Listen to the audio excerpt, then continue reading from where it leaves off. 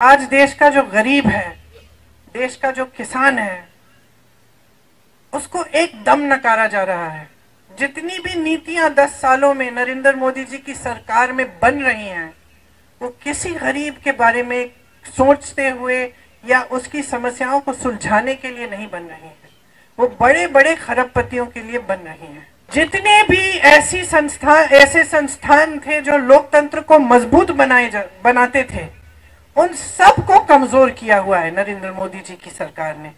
चाहे आप मीडिया को लें, चाहे आप कोर्ट्स को लें, न्यायपालिकाओं को लें, सबको पूरी कोशिश रही है कि इनको कमजोर किया जाए। चाहे आप संसद को लें, ये पूरी कोशिश रही है कि संसद की मजबूती भी कम की जाए, क्योंकि इनकी ये नीति है और इनकी ये इच्छा है कि जनता के जो अधिकार हैं वो कमजोर रहे और इनकी जो सत्ता है वो बढ़ते जाए। सोच भी नहीं सकते थे शायद कि ऐसी स्थिति देश में कभी आएगी कि देश के प्रधानमंत्री जो भाषा इस्तेमाल कर रहे हैं या जिस तरह की बातें कर रहे हैं चुनाव के समय, वो अपने पद का स्तर इतना गिरा देंगे कि अपने पद की गरिमा के बारे में सोचेंगे ही नहीं, कि अपने पद की अहमियत के बारे में का आदर भी नहीं करेंगे। जिसने गुजरात में वो पुल बनाया, जो पुल गिर गया, जिसमें सैकड़ों लोगों की जिंदगी गई, उस पुल बनाने वाली कंपनी से चंदा लिया। वैक्सीन बनाने वाली कंपनी से 52 करोड़ रुपए चंदा लिया। जिसको धमकाया था, जिसपे छापे लगाए थे, उनसे चंदा लिया, छापे बंद। जिसपे केस लगाए थे, चंदा लिया, केस बंद या ठंडे बस्ते में। और इसका नतीजा क्या हुआ कि भाजपा दुनिया की सबसे अमीर पार्टी बन गई। दुनिया की सबसे अमीर पार्टी। वो आपकी भावनाएं कैसे समझ पाएंगे? आज देश की पूरी मीडिया बड़े बड़े खरबपतियों की है। जो पैसे, जो धन भाजपा ने इकट्ठे किए हैं, किसके पैसे हैं? कहां से आया है वो धन? जो 16 लाख करोड़ रुपए माफ किए गए हैं इन खरबपतियों को, वो किसका धन है? देश का धन है। मोदी जी का धन नहीं है, वो देश का धन है, वो आपकी संपत्ति है। आप देख रहे हैं देश लाइव, देश की आवाज। हमारे प्यारे कार्यकर्ता हैं, मेरी बहनें बैठी हैं। आपकी तो उम्र वही लग रही है जो 20 साल पहले लगती थी लक्ष्मी जी। सब पहचाने हुए चेहरे हैं आप, परिवार के सदस्य हैं। हम सब साथ अलग अलग परिस्थितियों में लड़े हैं, और अगर हम में एक खासियत है हम सब में, तो वो ये है कि हिम्मत है हम में लड़ने की। मैं आपके बारे में ये जानती हूँ क्योंकि हमने चुनाव के समय क्या क्या देखा, किस तरह की लड़ाइयाँ। मुझे याद है एक समय एक बूथ था जहाँ कोई खड़ा भी नहीं होना चाह रहा था पोलिंग बूथ में। उस समय किशोरी जी अपने कुछ साथी लाए थे कि आप खड़े हो जाओ यहाँ पे। बहुत खतरनाक ऐसी परिस्थितियां बनी हुई थी वहां। और मुझे याद है कि मुझे फोन आया 4:30 बजे कि दीदी आप आ जाओ लेने के लिए, नहीं तो यहाँ पे तो बुरा होने वाला है। तो उस जमाने से लेकर जब बिल्कुल मुश्किल परिस्थितियों में हम एक साथ इकट्ठे होकर दिन रात हमने काम किया और हम लड़े, ये बात हमने साबित की कि यहाँ का जो कार्यकर्ता है, अमेठी का जो कार्यकर्ता है, मुश्किल से मुश्किल परिस्थितियों में खड़ा रहता है, दृढ़ रहता है, मजबूत रहता है और कभी हिम्मत नहीं हारता। क्यों? ये गहरी बात है। आपको गहराई से समझना पड़ेगा कि ये क्षेत्र क्या है और इसका इस देश में महत्व क्या है, इस देश के इतिहास में महत्व क्या है। किशोरी जी ने जिक्र किया किसान आंदोलन का। कौन सा किसान आंदोलन? जो मोतीलाल नेहरू जी और जवाहरलाल नेहरू जी के समय था, ब्रिटिश साम्राज्य के समय। पहली बार जब मोतीलाल नेहरू जी और जवाहरलाल नेहरू जी गिरफ्तार हुए तो यहीं रायबरेली में हुए। जब वो किसानों के आंदोलन में शामिल हुए तो ब्रिटिश साम्राज्य ने उनको गिरफ्तार किया। तब तब से लेकर आज तक जितनी भी लड़ाई हुई है चुनाव के समय रायबरेली में, वो हमेशा एक तरफ लोकतंत्र, एक तरफ सत्य, एक तरफ सच्चाई और दूसरी तरफ हमेशा किसी न किसी तरह का आतंक और एक ऐसी राजनीति जो जनता को सर्वोपरि नहीं रखती थी। और हमेशा इस लड़ाई में आप खड़े हुए हैं लोकतंत्र के लिए। आपने जिताया है सच्चाई को, सत्य को, और लोकतंत्र के जो मूल हैं, जो असूल हैं, उन्हीं को आपने जिताया है। कभी कभी आपको लगा कि आप नाराज हुए शायद, तब भी आपने सही रास्ता दिखाया। इंदिरा जी जब हारी रायबरेली से तो नाराज नहीं हुई आपसे, उस हार से वो सीखी, उस हार से उनके मन में ये भावना आई कि हाँ, जनता मुझसे नाराज है, मैंने कुछ गलत हो सकता है किया है, और फिर उस पे मंथन करके उन्होंने एक दूसरा रास्ता, अलग रास्ता पकड़ा और अगली बार चुनाव जीती। तो ये आपकी जो भूमिका रही है, रायबरेली की जनता की भूमिका, वो यही भूमिका रही है कि आपने इस देश के लोकतंत्र का प्रतीक यहाँ पे रायबरेली में पूरे देश को दिखाया है। तो आज हम कहाँ खड़े हैं? आज देश की परिस्थितियां जो हैं कई स्तरों पे उनसे अलग नहीं है जो उस समय ब्रिटिश साम्राज्य ने परिस्थितियां बनाई थी। क्यों? क्योंकि आज देश का जो गरीब है, देश का जो किसान है, उसको एकदम नकारा जा रहा है। जितनी भी नीतियां 10 सालों में नरेंद्र मोदी जी की सरकार में बन रही हैं, वो किसी गरीब के बारे में सोचते हुए या उसकी समस्याओं को सुलझाने के लिए नहीं बन रही हैं, वो बड़े बड़े खरबपतियों के लिए बन रही हैं। और आज ये सच्चाई है कि देश का किसान पिस रहा है, मेहनत करता है, पसीना बहाता है, धरती को सींचता है अपने पसीने से, लेकिन उसकी मेहनत की कमाई उसके लिए पूरी नहीं हो रही है। आज आप जॉब करते हैं या कहीं पे आपकी नौकरी मजदूरी लग जाती है किसी गरीब की, तो जितना भी कोशिश करे, जितनी भी मेहनत करे, काफी कमा नहीं पा रहा है कि उसका जीवन सुविधापूर्ण और अच्छी तरह से बीते। चाहे बच्चों की शिक्षा हो, चाहे आगे जाके रोजगार ढूंढना हो, कुछ भी हो, आगे बड़ी बड़ी समस्याएं हैं और सब इन समस्याओं का सामना कर रहे हैं, लेकिन सरकार का कोई समर्थन नहीं आ रहा है। सरकार की नीति यह है कि लो 5 किलो का राशन ले लो और हम आपको बड़े बड़े इवेंट दिखाएंगे, हम आपको बताएंगे कि सब अर्थव्यवस्था कितनी मजबूत हो रही है, ये आपको बताएंगे। आपके जीवन में ये सच्चाई नहीं दिख रही है। जितने भी ऐसे संस्थान थे जो लोकतंत्र को मजबूत बनाते थे, उन सब को कमजोर किया हुआ है नरेंद्र मोदी जी की सरकार ने। चाहे आप मीडिया को लें, चाहे आप कोर्ट्स को लें, न्यायपालिकाओं को लें, सबको पूरी कोशिश रही है कि इनको कमजोर किया जाए। चाहे आप संसद को लें, ये पूरी कोशिश रही है कि संसद की मजबूती भी कम की जाए, क्योंकि इनकी ये नीति है और इनकी ये इच्छा है कि जनता के जो अधिकार हैं वो कमजोर रहे और इनकी जो सत्ता है वो बढ़ते जाए। ये एकदम हमारे लोकतंत्र के जो असूल हैं उसके विपरीत है।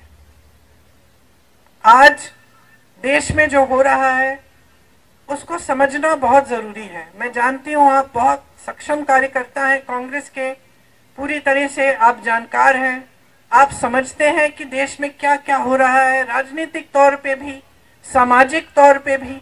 आप देख रहे हैं कि नफरत फैलाई जा रही है, आतंक भी फैलाया जाता है इनके उम्मीदवारों से। आप यहाँ रायबरेली में आपने खुद देखा है कि चुनाव आता है तो डर भय फैलाया जाता है, और चुनाव के समय भी, अगर चुनाव के समय नहीं तो बाकी समय के लिए भी ये परिस्थितियां रहती हैं आपकी कि आपको दबाने की कोशिश होती है, आपका शोषण किया जाता है।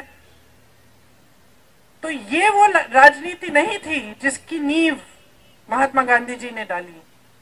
महात्मा गांधी जी ने, पंडित जवाहरलाल नेहरू ने जो आंदोलन किया वो इसलिए किया था ताकि जनता के अधिकार मजबूत हो। शायद वो सोच भी नहीं सकते थे कि एक दिन एक ऐसी सरकार आएगी इस देश में जो उन्हीं को देशद्रोही कह के ये कहेगी कि अगर हमें 400 सीट दे दो हम संविधान को बदल डालेंगे। वो सोच भी नहीं सकते थे शायद कि ऐसी स्थिति देश में कभी आएगी कि देश के प्रधानमंत्री जो भाषा इस्तेमाल कर रहे हैं या जिस तरह की बातें कर रहे हैं चुनाव के समय, वो अपने पद का स्तर इतना गिरा देंगे कि अपने पद की गरिमा के बारे में सोचेंगे ही नहीं, कि अपने पद की अहमियत के बारे में का आदर भी नहीं करेंगे। और शायद वो ये सोच भी नहीं सकते थे कि एक ऐसा दिन आएगा जब हमारी जनता को कमजोर करने की कोशिश सरकार करेगी। हमारे देश की, हमारे धर्म की परंपरा रही है। किसी भी गुरु की सीख आप देख लीजिए, पूरे हिंदू धर्म में, कल्याण सिंह जी, सिख धर्म में भी, सब धर्मों में जो भी परंपरा रही है, जो भी हमें सिखाया गया है वह यही सिखाया गया है कि सेवा का धर्म होना चाहिए, सत्य के पथ पे चलना चाहिए और देश में जनता जो है, जो गरीब है, जो किसान है, जिसके पास कम है, जो कमजोर है, वही सर्वोपरि होना चाहिए। यही हमारी राजनीति का हमेशा आधार रहा है। आप यहाँ सोनिया जी के संसदीय क्षेत्र के कार्यकर्ता हैं, आप जानते हैं कि हमने हमेशा किन असूलों को आगे रखा है, किस तरह से हमने काम करने की कोशिश की है। हमने विकास को सर्वोपरि रखा। यहाँ किशोरी जी ने आपको बताया, लेकिन बताने की जरूरत नहीं है, आप जानते हैं, चाहे एम्स हो, चाहे कुछ भी हो, चाहे ITI हो, चाहे कुछ, पूरे अमेठी में जितना विकास एक समय में किया गया था, जब क्षमता थी, सरकारें थी, तो पूरा विकास हमने कराया और इसमें हम कभी पीछे नहीं हटे। मैं हमेशा मिसाल देती हूँ कि मैं अपने पिताजी के साथ अमेठी आती थी और उसी तरह से आप जानते हैं कि माताजी के साथ कई बार रायबरेली आई। गांव में हम जाते हैं, जनता डांट देती है, कोई कह देता है कि भाई सड़क नहीं बनाई, हमने आपको नल के बारे में पूछा था, 6 महीने हो गए, साल भर हो गया, आपने अभी तक नल नहीं लगवाया। ये एक आपका अधिकार रहता है। यही हमारी राजनीति रही है कि आपका अधिकार है, आप डांटो, आप नाराज हो, आप सवाल उठाओ, आप लड़ो हमसे। कितनी बार आपने डांटा है मुझे, एक आध बार मैंने भी डांट दिया, उसके लिए माफी मांग ली। तो ये हमारी राजनीति यही रही है कि अधिकार आपका है, सत्ता देने वाले आप हैं। आज अगर हम अकेले चुनाव लड़ने जाएं, आपके बिना, आपकी मदद के बिना, तो वो नतीजा नहीं आएगा जो तब आता है जब आप सब लगते हैं, आप सब दिल से काम करते हैं और हमारे साथ जनता जुड़ती है। और यहाँ की जनता हमेशा जागरूक रही है। ये मुझे याद है सोनिया जी के पहले चुनाव से, जब मैं उन लोगों को बूथ में गई लेने के लिए, उस चुनाव से मुझे याद है कि यहाँ की जनता जागरूक रहती है, समझदार है। आप जानते हैं कि काम करने वाला कौन है, आतंक फैलाने वाला कौन है। आप जानते हैं कि हमारी सुनवाई कहाँ होगी और हमें धमकाया कहाँ जाएगा। ये आपको अच्छी तरह से ये सारी चीजें अपने क्षेत्र के बारे में मालूम है। और यहाँ की खूबी ये है कि सिर्फ अपने क्षेत्र तक सीमित नहीं, आप पूरे देश की राजनीति को अच्छी तरह समझते हैं। तो ज्यादा समझाना नहीं चाहती मैं जानती हूँ आपको ये सब जानकारी है, लेकिन देखिए आज देश में परिस्थितियां ठीक नहीं है। आज जनता की मांग है महंगाई कम करो, रोजगार दिलवाओ, हमारा भविष्य मजबूत करो। और सरकार की बातें हैं कि हिंदुस्तान में चुनाव हो रहा है, पाकिस्तान की बात कर रहे हैं। लोगों को ये कहने की कोशिश करेंगे कि कर रहे हैं कि कांग्रेस पार्टी आपके भैंस चुराएगी, आपके गहने चुराएंगे। भय फैलाने वाली बात जिसको आप अच्छी तरह समझते हैं, क्योंकि आपने बार बार अपने क्षेत्र में ये देखा है कि किस तरह से गांव-गांव में जाके झूठ फैलाए जाते हैं, भय फैलाया जाता है और ये कोशिश होती है कि जज्बातों के आधार पर, भय के आधार पर जनता वोट दे दे। और यही जो सिलसिला है, इसने हमारे लोकतंत्र को कमजोर किया है। और एक बार इनको वोट मिल जाता है, इनको सत्ता मिल जाती है, तो आपने खुद अनुभव किया है कि 10 सालों में आपके लिए क्या नहीं किया है, क्या किया है इन्होंने। जो जो प्रोजेक्ट ये दिखा रहे हैं अपने इश्तिहारों में, ज्यादातर वो प्रोजेक्ट कांग्रेस के जमाने में पास हुए, तब शुरू हुए, अब जाके बन रहे हैं। परिवारवाद की बात करते हैं। जितने भी लोग ये कहते थे कि परिवारवाद परिवारवाद, अब इनकी पार्टी में देखिए तमाम बेटे बेटियां, चाची चाचियां सब इनकी पार्टी में इकट्ठे हो रहे हैं। फिर परिवारवाद की बात कहां गई? भ्रष्टाचार की बात करते हैं। सबसे बड़ा भ्रष्टाचार का तो स्कीम इन्होंने निकाला है, इलेक्टोरल बॉन्ड का स्कीम। इन्होंने तो इसको एक स्कीम बना दी। स्कीम बना दी कि जो भी चंदा देगा भाजपा को, उसका नाम गुप्त रहेगा। जब नाम बाहर आए तो इनकी बदौलत बाहर नहीं आए।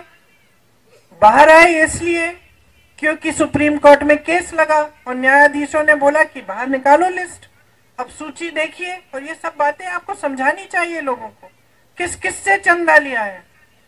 जिसने गुजरात में वो पुल बनाया, जो पुल गिर गया, जिसमें सैकड़ों लोगों की जिंदगी गई, उस पुल बनाने वाली कंपनी से चंदा लिया। वैक्सीन बनाने वाली कंपनी से 52 करोड़ रुपए चंदा लिया। जिसको धमकाया था, जिसपे छापे लगाए थे, उनसे चंदा लिया, छापे बंद। जिसपे केस लगाए थे, चंदा लिया, केस बंद या ठंडे बस्ते में। और इसका नतीजा क्या हुआ कि भाजपा दुनिया की सबसे अमीर पार्टी बन गई। दुनिया की सबसे अमीर पार्टी है। वो आपकी भावनाएं कैसे समझ पाएंगे? आपने हमेशा जो काम किया है, एक भी पैसा लेने के बिना किया है। आपको वेतन नहीं मिलता, आप कांग्रेस के कार्यकर्ता हो, आप जन सेवा करते हो, सेवा की भावना से करते हो। उन्होंने दुनिया भर का चंदा इकट्ठा करके अपनी पार्टी को दुनिया की सबसे अमीर पार्टी बना दी। और वो कहते हैं कि कांग्रेस पार्टी भ्रष्ट है। कांग्रेस के खाते बंद कर देते हैं चुनाव के समय, 2-2 सीएम को जेल में डाल देते हैं चुनाव के समय। ये सब क्यों कर रहे हैं? सिर्फ सत्ता में रहने के लिए। इनकी बड़े बड़े खरबपतियों के साथ सांठगांठ है। 16 लाख करोड़ रुपए उनको माफ किए हैं।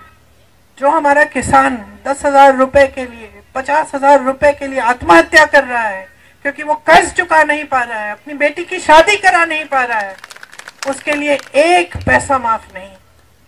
आज ये है परिस्थिति और सच्चाई इस सरकार की। आप टीवी चलाएंगे तो आपको ये सच्चाई नहीं दिखेगी। आप टीवी चलाएंगे तो आपको सब सुनहरा दिखेगा। आपको दिखेगा कि देश आगे बढ़ रहा है, G20 हो रहा है, राष्ट्रपति और प्रधानमंत्री अलग अलग दुनिया के अलग अलग देशों की प्रशंसा कर रहे हैं। आपको बताया जाता है कि मोदी जी इतने बड़े नेता बन गए हैं कि वो चुटकी भर में युद्ध रोक सकते हैं पूरी दुनिया में। बहुत बढ़िया, रोकिए फिर युद्ध, रोकिए, लेकिन उसके साथ साथ एक आध रोजगार भी तो दिलवा दीजिए देश में। इतनी सत्ता है, इतने बड़े नेता हो, 10 साल से तुम्हारी सरकार है, जो किया है उसके बारे में तो बताइए जनता को। लेकिन जनता का इस कदर निरादर हो रहा है आज हमारे देश में कि नेता समझ गए हैं कि उनको, जनता को कोई के प्रति कोई जवाबदेही नहीं है, उनकी जवाब देने की जरूरत ही नहीं है।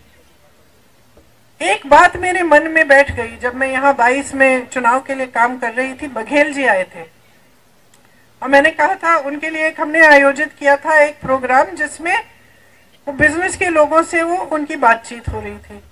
तो उसके बाद जब बघेल जी आए और मैंने पूछा कि भाई कि कैसा रहा प्रोग्राम, तो बताने लग गए कि दीदी यहाँ एक बड़ी अजीब परिस्थिति है। मैंने कहा क्या? कहते सवाल नहीं पूछते, ज्यादा थोड़े डरे हुए हैं लोग। तो मैंने कहा आपको क्या लगता है क्यों? तो कहते हैं दबाव रहता होगा, सरकार का दबाव रहता होगा। उन्होंने एक बात कही, कहा है कि दीदी हमारे छत्तीसगढ़ में तो एकदम अलग है। मैंने कहा क्यों? कहते देखिए, हमारा जब ध्यान काम पे रहता है ना, तो जनता हमको कुछ भी पूछ सकती है। हमें मालूम है कि हमें काम के आधार पर वोट लेना है, तो हमारी जवाबदेही जनता के प्रति रहती है। यहाँ पे क्या परिस्थिति है, उत्तर प्रदेश की बात कर रहे थे कि वोट लेने के समय नेता जानता है कि धर्म की बात करेगा उसको वोट मिल जाएगा,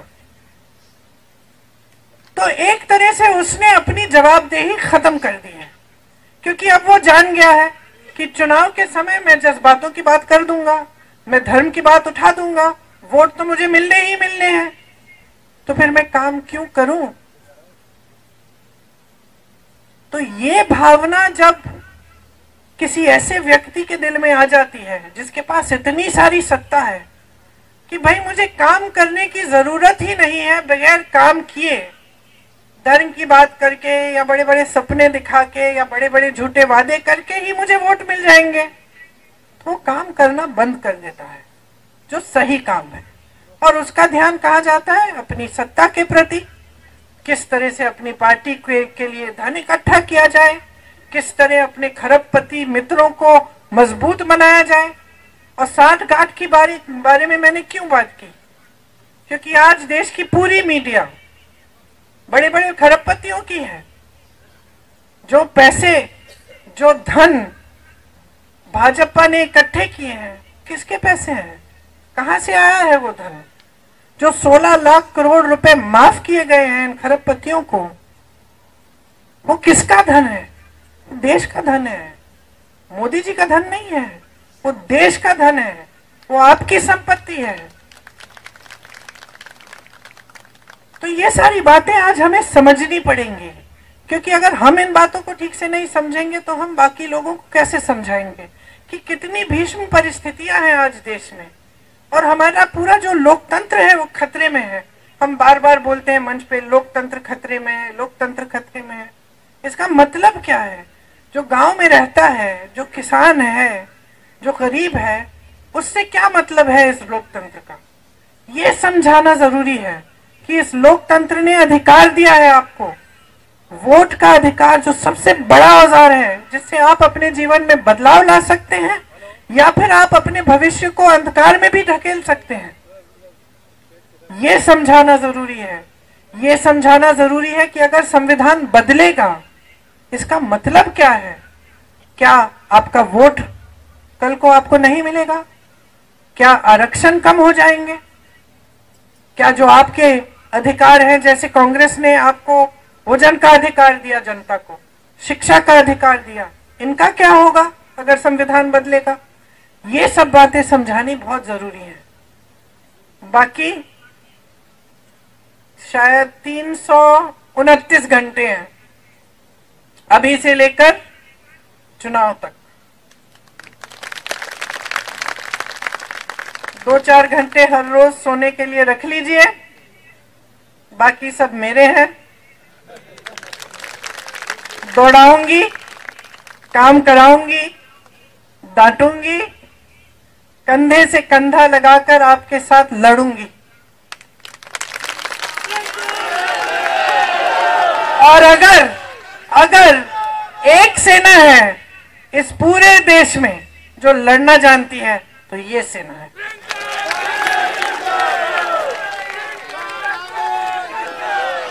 अगर किसी के दिल में भय है तो अभी पीछे हट जाए, इसके बाद में मैं पीछे नहीं हटने दूंगी। हमें लड़ना है, एक साथ लड़ना है, और दोनों अमेठी और रायबरेली में चुनाव जिताना है। ये राहुल भैया का चुनाव है, ये राहुल भैया का चुनाव है। हम सब के लिए एक निजी बात है, हमारे सम्मान की बात है, लेकिन इससे बहुत बड़ा चुनाव भी है। आज जो रायबरेली और अमेठी से संदेश जाएगा, वो इस देश के लोकतंत्र को बचाने का संदेश जाएगा। ये वो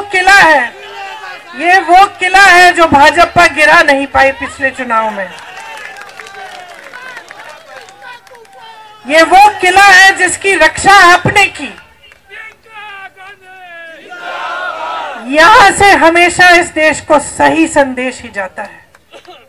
जब ये संदेश हमारे पक्ष में नहीं गया, मैंने बात की इसके बारे में, इंदिरा जी के बारे में, तब भी आप जागरूक थे, आज भी आप जागरूक हैं। यहां से जो आप संदेश पूरे देश में भेजेंगे, उसकी चर्चा पूरी दुनिया में होगी।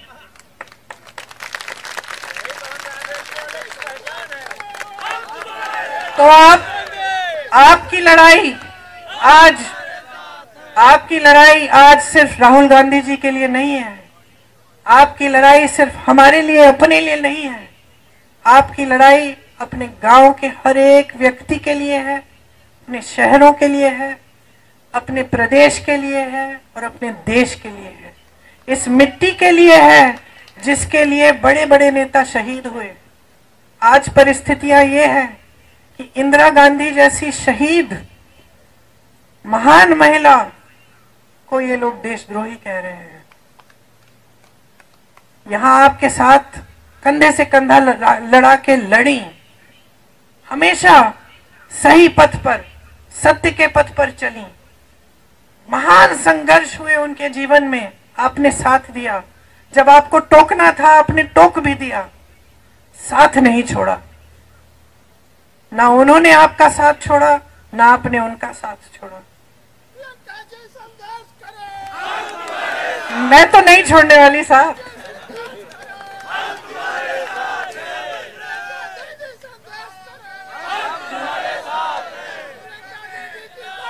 मुझे तो आप बहुत दिनों से जानते हो। अब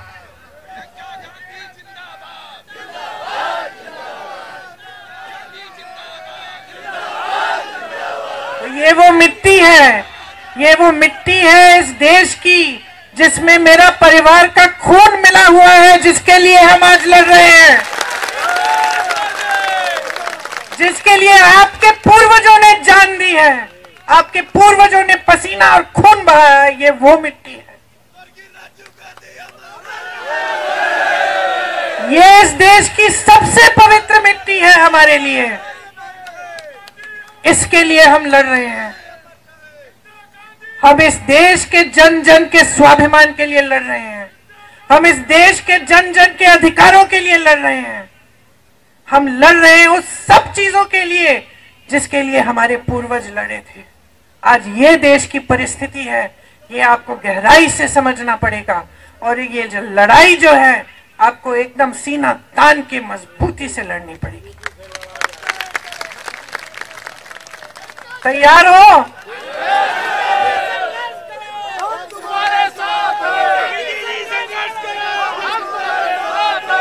तो अब मैं यहां से हिलने नहीं वाली हूं जब तक 18 तारीख को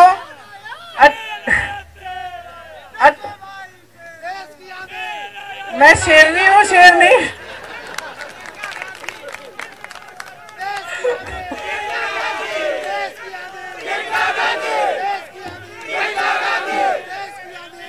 देखिए 18 तारीख को 5 बजे चुनाव आयोग मुझे कहेंगे कि आप चली जाओ। तब तक मैं यहां से हिलने नहीं वाली हूं। हम दिन रात काम करेंगे। हम पूरे दिन भ्रमण करेंगे पूरे संसदीय क्षेत्र के और अमेठी के। रात को हम पूरी आपके कार्यकर्ताओं की मीटिंग रखेंगे। जो भी समस्याएं हैं, जो भी आपकी जरूरतें हैं, किस तरह से क्या करना है, आप आके मुझे बताइए। दरवाजे खुले हैं पूरी दिन, पूरी रात। मैं आपके लिए समर्पित हूं और मैं जानती हूं कि आप सब इस देश के लिए समर्पित हैं। धन्यवाद, धन्यवाद। एक बार जोर से राहुल गांधी, राहुल गांधी, राहुल गांधी, जय हिंद।